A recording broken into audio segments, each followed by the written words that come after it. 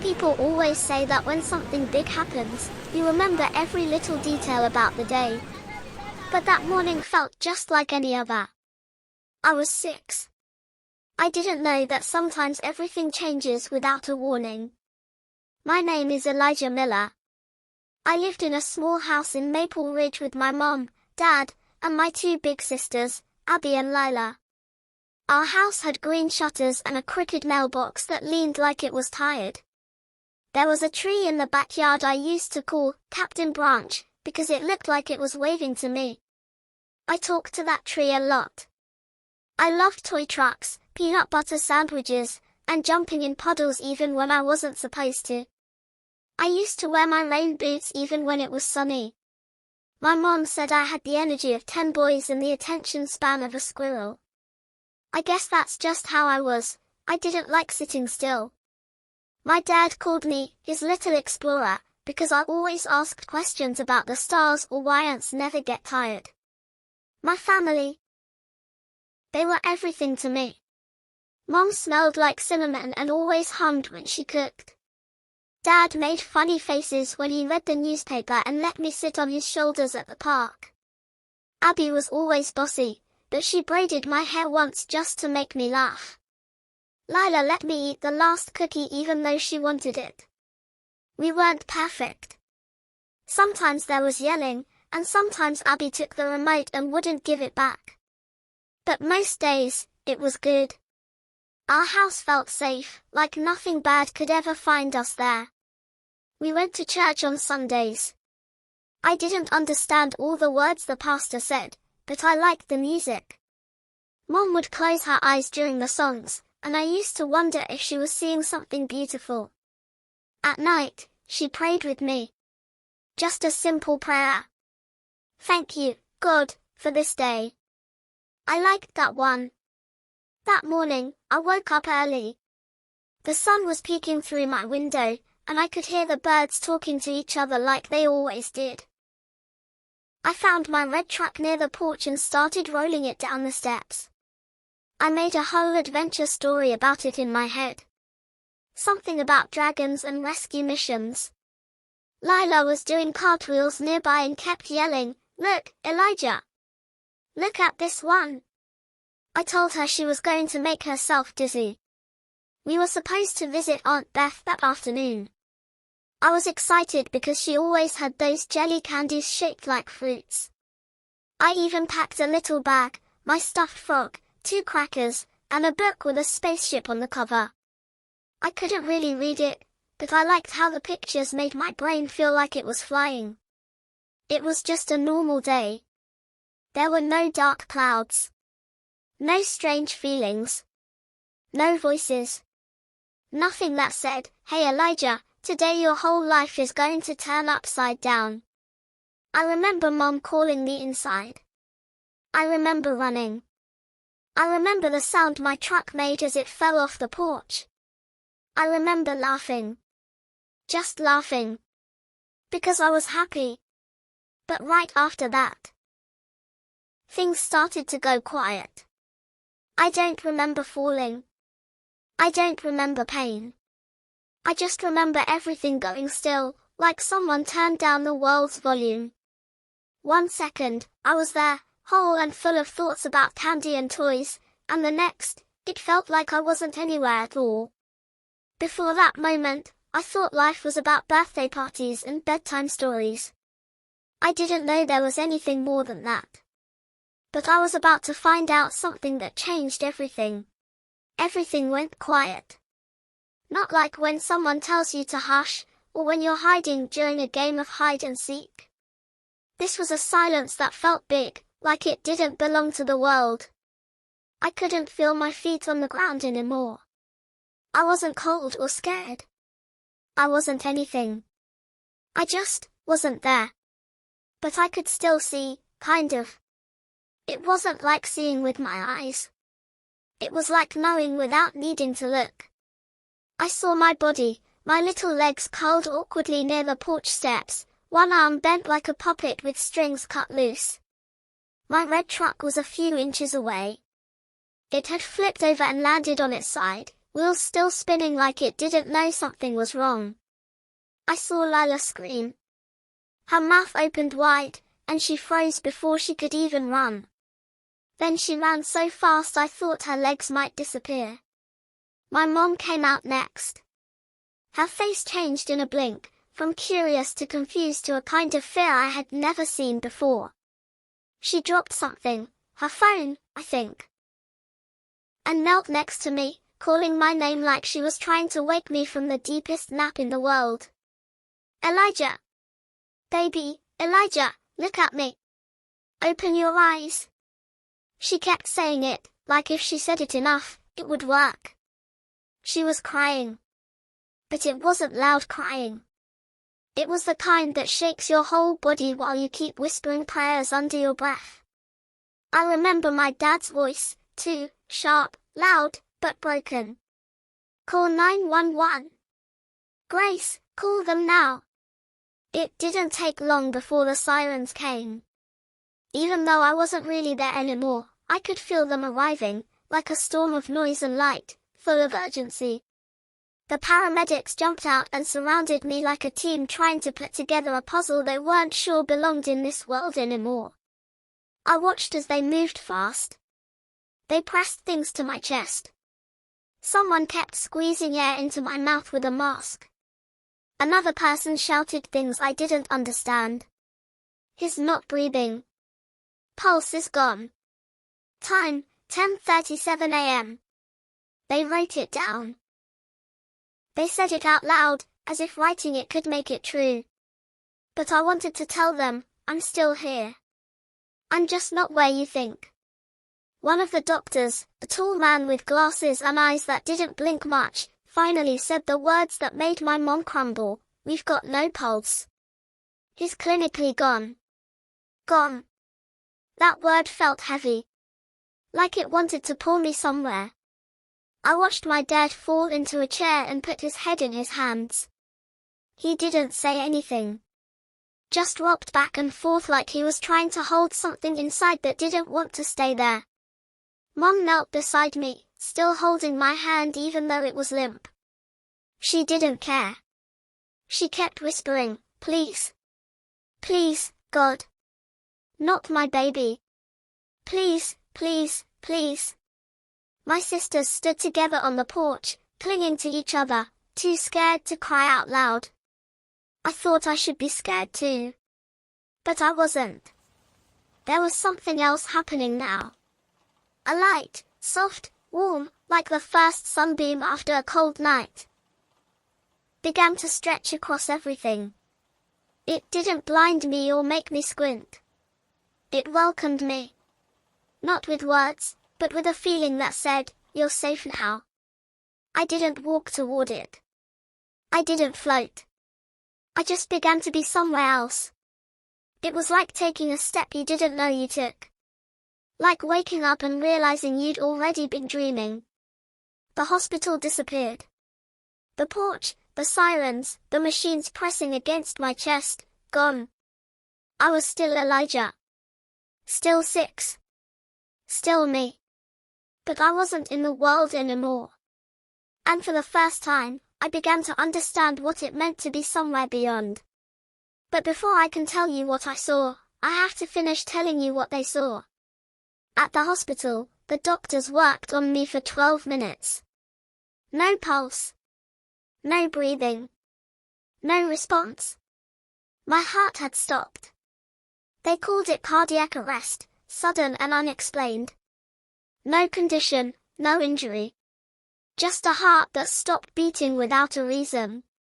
Later, they would call it rare. They'd say they had no explanation for how it happened, or for what came next.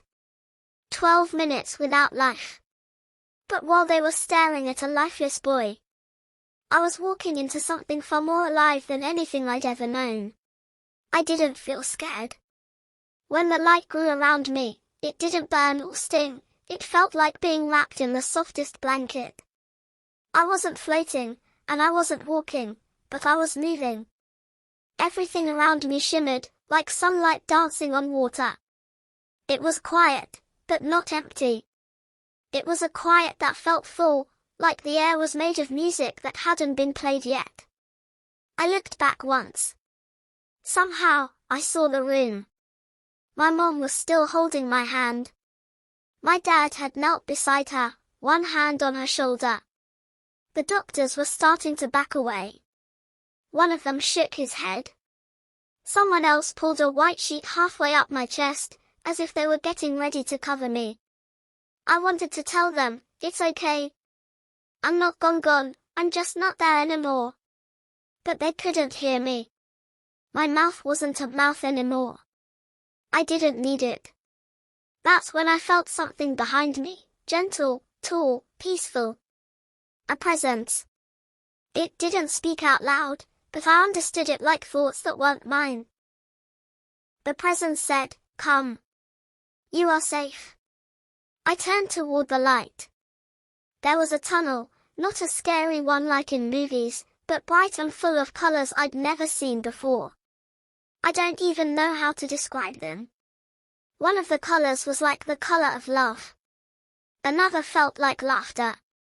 Everything glowed, but not like electricity. It glowed like joy. As I moved through it, I saw shapes, soft, glowing figures. Some had wings, some looked like light itself. One of them stepped forward.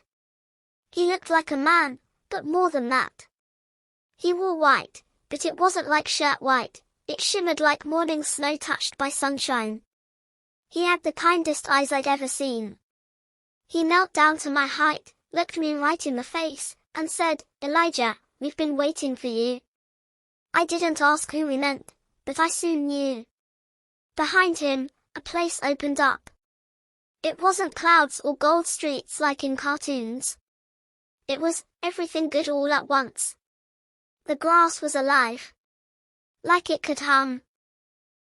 The trees whispered songs without words. A breeze moved, but it felt like it carried memories. I saw colors all around, soft pinks, deep blues, glowing gold, bright greens that looked like they had light inside them. And music, not coming from anywhere. It was part of everything. Like the grass and the sky and the air were singing. And the song felt like it knew my name. I turned and gasped. "Grandma!" She was standing near a glowing path lined with flowers that seemed to bow as she walked. She looked younger than I remembered, but I still knew it was her. Her smile was warm, and when she opened her arms, I ran straight into them. "You've gotten so big," she whispered. Her hug felt like home, like when she used to hold me during thunderstorms and hum those little songs in my ear. But this time, she didn't smell like her kitchen or her lavender soap, she smelled like light. I know that doesn't make sense, but in heaven, everything is more than just one thing. Behind her, children were playing. Some chased butterflies that sparkled as they flew. Some splashed in streams where the water glowed blue. Animals lay peacefully nearby, lambs, rabbits, even something that looked like a lion resting with a baby deer. None of them were scared. Everything belonged. A boy smiled and waved at me. He didn't say anything, but I knew his name was Jonah. We played catch with a ball made of light. It never fell to the ground, it just hovered gently in the air until one of us laughed and caught it again. The angel man who greeted me walked beside me through a long garden. We passed flowers that opened when we neared them. They didn't smell like flowers do on earth. They smelled like hope and giggles and bedtime stories. He showed me a large book, resting on a stand of what looked like glass, but it wasn't cold. The pages turned without anyone touching them. The book was full of names. I saw mine. Elijah James Whitaker. It glowed. The letters shimmered like stars underwater. "This is the book of life," the angel said. "Why is mine glowing?" I asked. He smiled. "Because your purpose is not finished." I didn't know what that meant. But I felt something like a nudge, not a push. A knowing. Like something important was waiting for me back home. Then I saw a man standing at the top of a hill. He wore white too, but it didn't glow the same way. It pulsed, like the beat of a heart. His eyes were deep and kind and full of love that wrapped around me like 1,000 hugs all at once. He didn't say his name, but I knew who he was. Jesus. He walked down the hill and sat beside me. Not on a throne or in front of a crowd. Just beside me, like a friend. He asked if I liked to draw, and I said yes. Then he handed me something that looked like light and cloud mixed together. Draw your favorite thing, he said. I drew my house. My sisters. My mom baking. My dad carrying me on his shoulders. Lila sleeping with her dolls. Jesus looked at my drawing and smiled. That's beautiful, he said. And you will see it again. But I want to stay here, I whispered. It's so happy. He placed a hand on my shoulder. Yes. But they need your light back there. And just like that, the colors started to swirl. The music faded but not away, it became part of me. The garden, the children, the laughter, it all became soft. Like waking up from a dream you don't want to end. I'll always be with you, Jesus said. Even when you can't see me. Then the tunnel returned. And the next thing I heard was a gasp. Mine. When I opened my eyes again, everything felt loud. There were beeping sounds, voices talking fast, people moving around me. A light was above me, and it wasn't the warm light I'd just left. It was the hospital kind, cold and blinking. I blinked back. My chest hurt. My throat felt dry. I saw my mom's face leaning close, her eyes wide and filled with tears. I wanted to tell her, I'm okay now, but I couldn't find the words. She held my hand and said, Elijah. Elijah, over and over like a song stuck in her heart. The doctors came rushing in. I could hear them whispering things like, he has a pulse, it's strong, this is impossible, but I didn't care what they said. I wasn't listening to them anymore. My ears still remembered heaven. I had been there. And I had something I needed to say. The next few days were fuzzy. I was tired a lot. Nurses came and went. Machines beeped and clicked. But as soon as I could speak, I started telling my mom and dad what happened. I saw Grandma, I said softly. She hugged me. She remembered the teddy bear she gave me when I was 3. My dad sat down hard in the hospital chair. My mom just stared at me, holding her breath. I met Jesus, I said. Their eyes widened. He told me it wasn't my time yet. He said my light still had work to do. That I had to come back. I watched my parents exchange a look. It wasn't doubt. It was something deeper. Wonder, maybe. Or maybe a kind of awe that made them sit very still. But he didn't just talk to me, I told them. He gave me something to say. Not just for you. For everyone.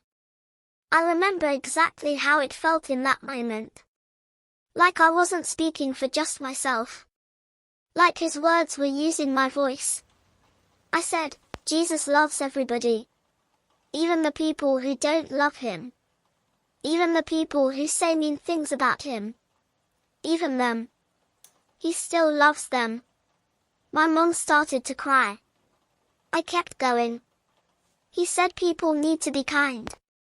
That their time is short. That they're rushing through life and forgetting to love. I paused, thinking of the glowing names in the book, how mine shimmered like a candle flame in the dark. He said kindness is more important than being right.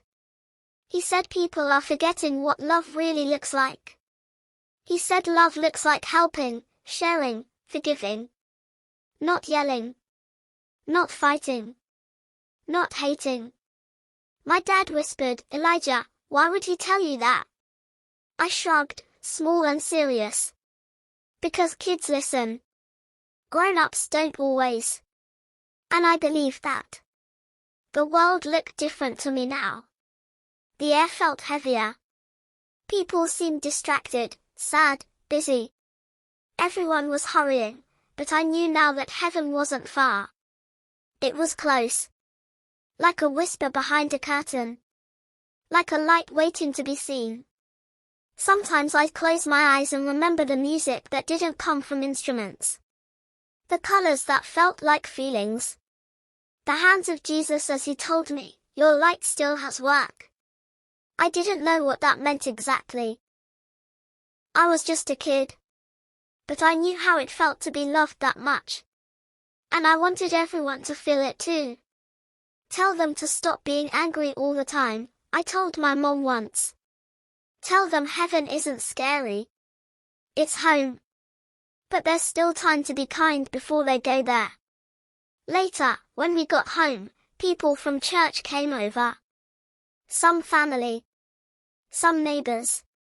They asked me what I saw. I told them. Some cried. Some stared. Some smiled like their hearts had just remembered something old and true. I didn't want to scare anyone. I just wanted them to know. There's more than this. More than the news and the fights and the phones and the noise. There's love.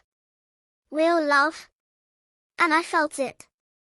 And I came back to say it still waits for you. After I got home from the hospital, people kept asking questions, lots of questions. Grown-up questions. Some people just wanted to hug me. Others stared at me with wide eyes, like I'd brought something back from a place they weren't sure existed. But what surprised me the most was how the doctors acted. One of them came to visit us. His name was Dr. Harold.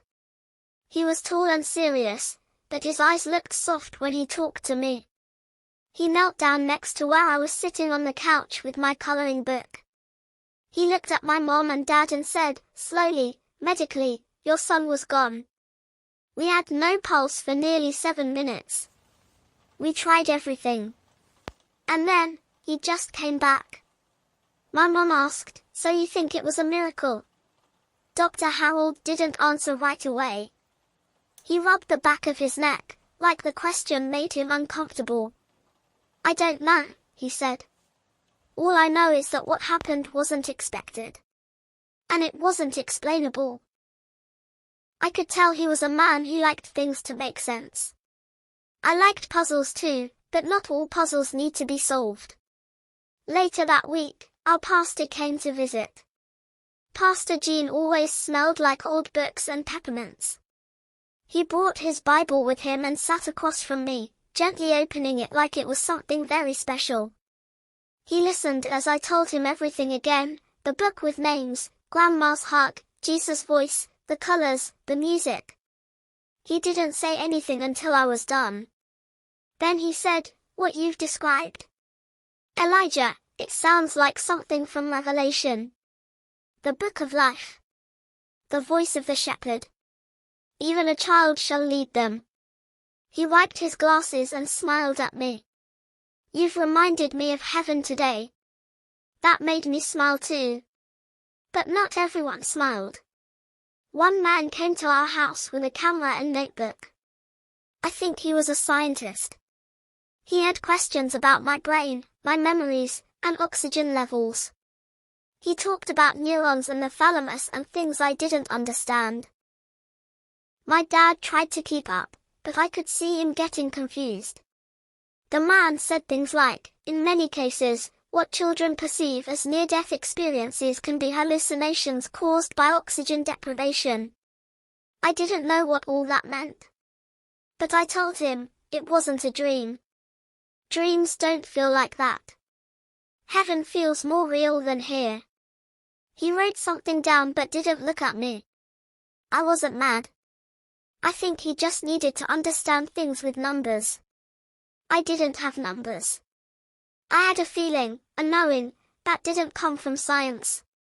It came from light and love and the voice of someone who knew my name before I was even born.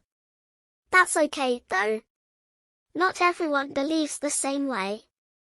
Even in heaven, I think people are given a choice. Love doesn't force itself. Some grown-ups from church said, this was a sign. Others said, we need to listen. God is speaking through this child. Some neighbors didn't say anything at all. They just bought cookies and left them on our porch. One night, I heard my dad talking to someone on the phone. He said, I believe him. I don't care what the experts say. I know what I saw in his eyes when he woke up. And I think that's what matters most. Not the arguing. Not the theories. Just the truth I know in my heart, that I was held in a place no pain can touch. And I was loved beyond anything I ever knew before. Whether people believe it or not, it's still true. I was gone. And now I'm back. And nothing will ever be the same. After I came home from the hospital, everything felt different. Not scary. Just quieter, softer. Like the world had been too loud before, and now I could finally hear something better underneath all the noise. I used to get upset a lot, about toys, about bedtime, about my little sister touching my stuff. But when I came back, it didn't matter anymore. Not in the same way. I remember sitting at the window the first morning back. The sun was coming through the glass, and I just stared at it. My mom asked what I was doing, and I said, it looks like heaven light. She started to cry. I didn't understand why, but I gave her a hug. Hugs felt warmer now. I started telling her and Dad, I love you, more. And I meant it deeper. I told my little sister that she didn't have to be scared of the dark anymore, because heaven doesn't have any darkness at all. At night, I asked to pray, not just before bed, but sometimes after breakfast, or in the car, or just whenever I felt like it. My mom and Dad didn't stop me. They started praying with me too. My dad used to stay late at work. But after I came back, he started coming home earlier. We played catch outside. He even helped me build a birdhouse, even though he didn't really know how. My mom laughed more. She stopped being so worried all the time. She said, if God gave us another chance, we're not going to waste it. People from church brought us meals. Some neighbors I barely knew knocked on our door and just said, we heard, and we're praying. A few folks asked if they could hear my story themselves. I told it the way I remembered. The colors. The voices. The hug from Grandma. The golden book. Jesus smiling and saying, tell them I love them. Some people cried. Others just nodded and said, that's beautiful. A man with a camera came one day. He said he worked for a local news station. I wasn't used to cameras, but he was nice. He asked me what heaven was like, and I said, it's where your heart doesn't hurt anymore. He looked away when I said that. At school, kids didn't really know what to say. Some of them just stared. One kid told me I was a ghost boy. I didn't like that. But one girl gave me her cookie at lunch and said, my grandma's in heaven too. That made me smile. I got quieter at school. Not shy, just thoughtful. I like to sit alone sometimes, thinking about the light. The music. That feeling of home that didn't come from this world. My teacher pulled my mom aside one day and said, Elijah's different. In a good way. He notices things now, like when someone is sad, even when they try to hide it. I still play. I still laugh. But deep down, there's something else now. Like a secret I get to carry. Not a secret to keep, but one to share. I talk about heaven like it's a real place I visited, because I did. I tell people it's full of singing, and no one feels alone. I say Jesus knows your name and loves you even if you forget about him sometimes. I say there are animals that don't run away, and that everyone you love is still alive in a different kind of way. When people ask me if I'm afraid of dying again, I shake my head. I'm not. Because I know now, really know, that this world isn't all there is. And wherever I go, I carry a little piece of heaven in me. Forever. What if Elijah really did see heaven? What if the words of a 6-year-old boy, so innocent, so clear, were never meant to be dismissed as imagination, but remembered as a message? What if these moments, these glimpses into something greater, aren't just stories? What if they are wake-up calls? Not to scare us, but to remind us of what matters. I don't know why I got to see it. I don't know why God let me come back when I was already there.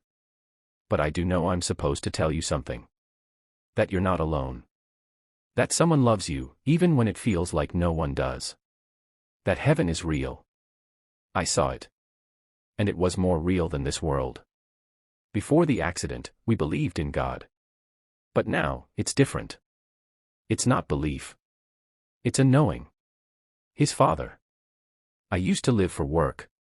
Now, I live for moments. For my kids. For peace. For purpose. A neighbor. He changed the way I look at my own life. I used to rush through everything. Now I stop and listen more. Because, what if? A friend from school. He's still Elijah. But now, he's like a little light wherever he goes. Maybe that's the whole point. That in all the noise of life, in all the busyness and pain and worry, sometimes it takes the pure heart of a child to remind us. There's more. More than our doubts. More than our mistakes. More than our fears. Maybe heaven isn't just somewhere we go when we die. Maybe, just maybe, it's something that tries to touch our lives, here and now, through people like Elijah. I think. I came back because someone needed to hear this. That it's not too late. That there's still time. That love never ends. 8. You may believe it, or you may not. But what this little boy shared, a story told not with polished words, but with a heart full of wonder, has already touched so many. Because sometimes, it's not about proof. It's about the feeling you get deep inside when you hear something true. I just want people to know. Heaven is real. And love never stops. In a world full of questions, maybe that's the answer that matters most. As one verse says, "Let the little children come to me, and do not hinder them, for the kingdom of heaven belongs to such as these." Matthew 19 verse 14. What do you believe happens after death? We'd love to hear your thoughts in the comments below. If Elijah's story moved you, take a moment to like, share, and subscribe, because stories like this can remind us all of something greater. You may believe it, or you may not. But what this little boy shared, a story told not with polished words, but with a heart full of wonder, has already touched so many. Because sometimes, it's not about proof. It's about the feeling you get deep inside when you hear something true. I just want people to know. Heaven is real. And love never stops. In a world full of questions, maybe that's the answer that matters most. As one verse says, "Let the little children come to me, and do not hinder them, for the kingdom of heaven belongs to such as these." Matthew 19 verse 14. What do you believe happens after death? We'd love to hear your thoughts in the comments below. If Elijah's story moved you, take a moment to like, share, and subscribe, because stories like this can remind us all of something greater.